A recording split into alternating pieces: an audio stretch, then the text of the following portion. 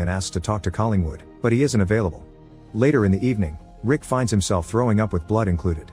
Abigail tells him to rest while she cleans, and once Rick isn't watching, she takes a sample of his blood. Afterward, when she moves around the house to lock all the doors, she finally notices there are cameras hidden in the house so that the people at the program can watch them 24/7. The next time Rick uses the pool, he begins to notice his skin is peeling off, but he doesn't seem too worried. When they go to bed, Abigail notices the state of Rick's skin and the fact he's losing hair, making her worry worse. The next day, Abigail looks at Rick's blood in a microscope and discovers it's turning black. Sometime later, the volunteers go through the next big procedure, which consists of making their eyes similar to a cat so they can see in the dark. The surgery goes well, but Rick has to keep his eyes bandaged for a while and his family has to help him around the house. One night, Abigail hears Rick groaning in pain as his eyes begin to bleed. They take him to the lab for another surgery, and Abigail approaches Collingwood to ask what's going on, pointing out that something is alive inside of Rick and that she knows about the cameras.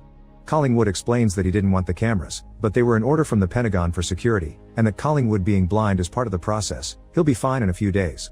Abigail thinks there's more he isn't telling her, but Collingwood sends her home. Abigail goes to her house and begins packing some clothes for Rick when she suddenly hears some sirens.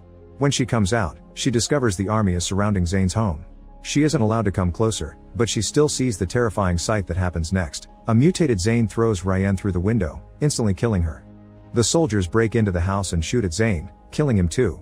Later at the base, Abigail is watching over Rick and hears more soldiers arrive.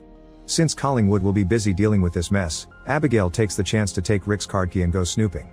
After hiding at strategic spots to avoid security, she enters Collingwood's office and finds all the files indicating that the volunteers are having their DNA infused with animal DNA to reach the next evolutionary step, which Collingwood has called Homo Titanians.